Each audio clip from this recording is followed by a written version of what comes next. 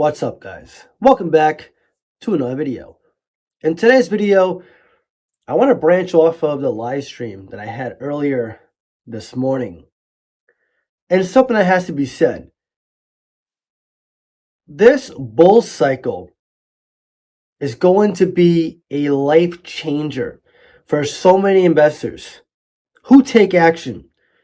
And I feel not all of you, most of you are doing very well.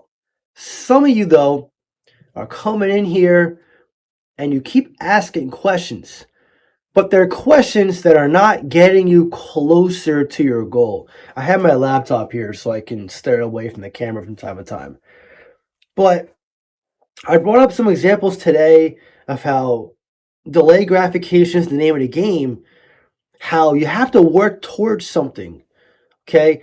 If you want to be successful, you have to work towards a goal. If you want to leave your job, you have to work towards doing it. If you want to become physically fit, healthy, you have to work your way towards reaching that goal. If you want to change your bad habits, maybe you smoke, maybe you drink, you have to work towards that habit. You have to pull the root, nip it in the bud. That's what I couldn't say today on my live stream. Shout out to Joey if he's watching.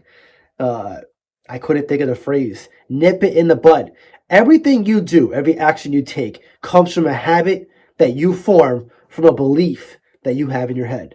So how you view the market is ultimately what leads you in the right direction or the wrong direction. Okay, if you had this high adrenaline, gambler's, risky mindset, I already know right away you're a degen and you're probably only invest into meme coins and low caps, which is fine. Everyone's risk tolerance is different. You know, some of us are younger. We can, we can lose money and be okay versus others who have families, mortgages. They need to be a little more careful, meticulous, or those that are older that are closer towards retirement. You can't just do one thing every single day blindly. Otherwise, you're going to fall short of your goal. A lot of life in general comes from adapting, taking in what you're seeing, taking action, figuring out what's not working, and apply what does work, and then ultimately reaching this goal. And a lot of people say they want to be financially free. They say they want to make a lot of money. But I get questions like, hey, John, you still bullish? Hey, John, I had this amount of money. I need to allocate it. And I get where it's coming from. Some of you are beginners. Totally get it. But the thing is this, right? I can only help you so much. But at some point, if you're going to invest into something, you have to learn to believe in what you're holding. Because I'm not going to be there for you when you decide to sell it, or when you decide to pivot, or when you decide to say, okay, enough's enough. This is the amount of money I have. I want to leave with the profits. When you're dependent on something, you're limiting yourself. Whether it's caffeine, I learned that the hard way. Dependent on caffeine, right? When you don't have it, you feel like crap. You feel like your day is not the same, right? If you're dependent on your partner, your girlfriend or boyfriend, and they leave, all of a sudden you feel upset, right? Same with crypto. If you're dependent on me or another influencer or a circumstance that is not putting you in the right direction towards progress, you keep trying to chase the fallacy of perfection. You had this facade, another word I couldn't think of, this facade that a good investor is a perfect investor. You're going to fall short a lot quicker than you think, and you're going to fall pretty damn hard. A lot of people are setting themselves up for a big fall.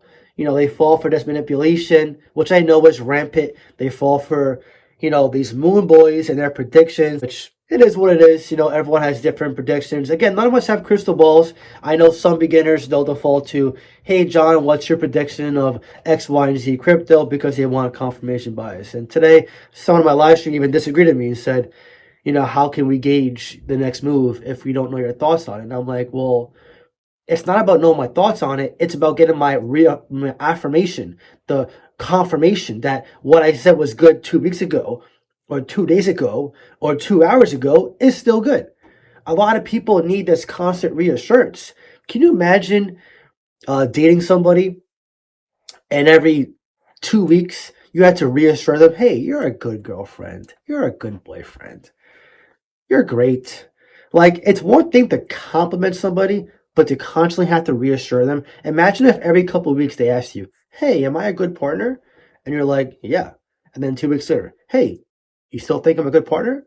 Like, that would annoy you, right? So now imagine my position as an influencer, right? Because I get that same question 1,000 times.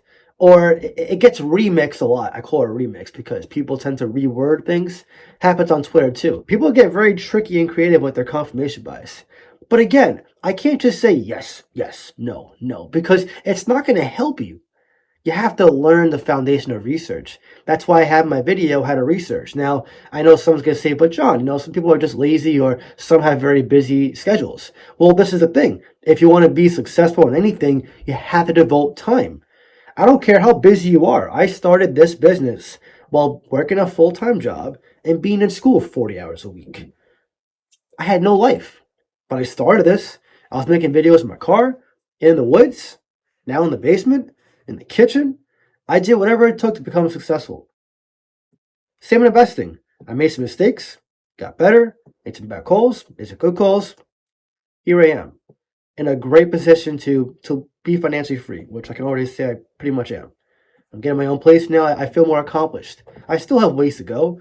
But again, if I didn't trust my research, my intuition, if I didn't take the leap of faith to jump in full throttle and understand at that time that I was not perfect, but I had enough confidence that whatever outcome came of it, I would be okay. Because I know I can pivot and figure out the ideal outcome, the ideal plan to get to the outcome.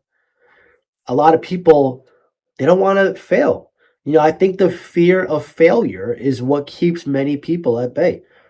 They rather say, just give me the best coin. I don't want to research. I trust you.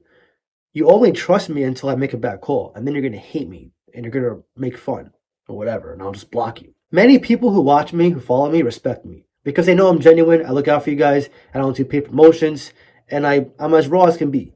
But others like me for different reasons. Some probably like me because I made some good calls. Okay, that's not real emotion with someone. If I make a bad call, they turn on you. I told you guys, a while ago that it's very hard to admit losses on YouTube because YouTube is like social media.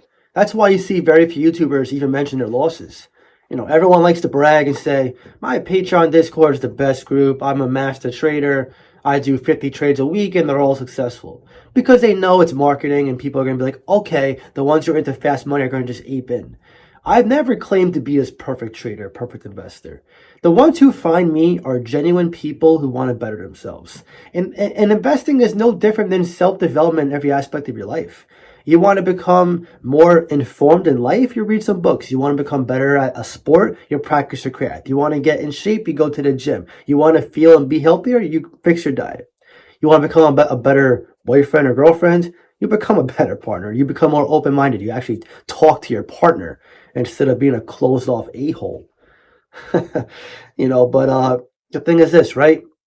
The path of least resistance is the path of where most people go down towards because they know it's easy.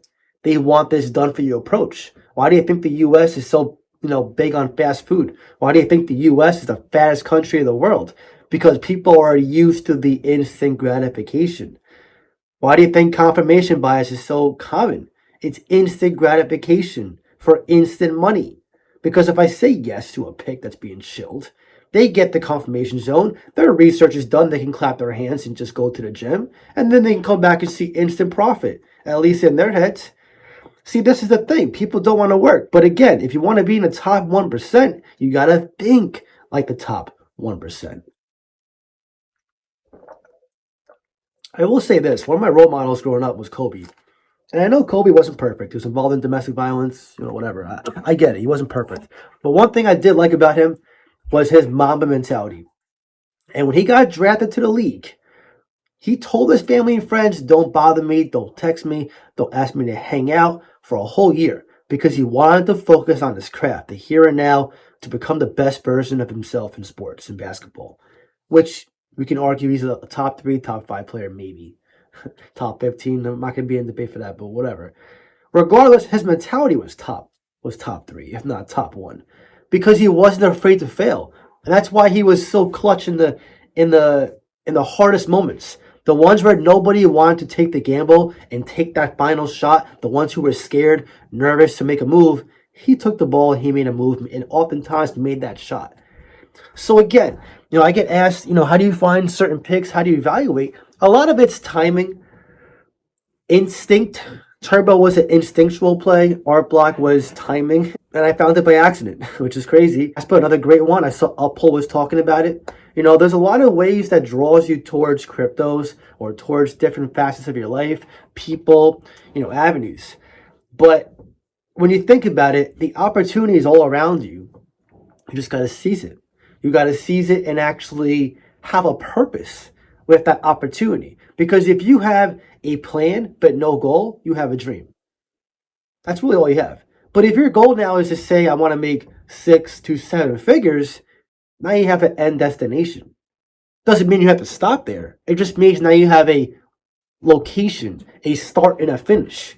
And then when you finish there, now you can start all over again if you wish. We have 35 or 36 now members in my Discord who hit 6 to 7 figures already. They done this by having habits like these. A lot of them think like I do. They're self-sufficient. They work their asses off. A lot of them have jobs. One of my Discord members is a lawyer, and he works Uber Eats on the side to make money for crypto.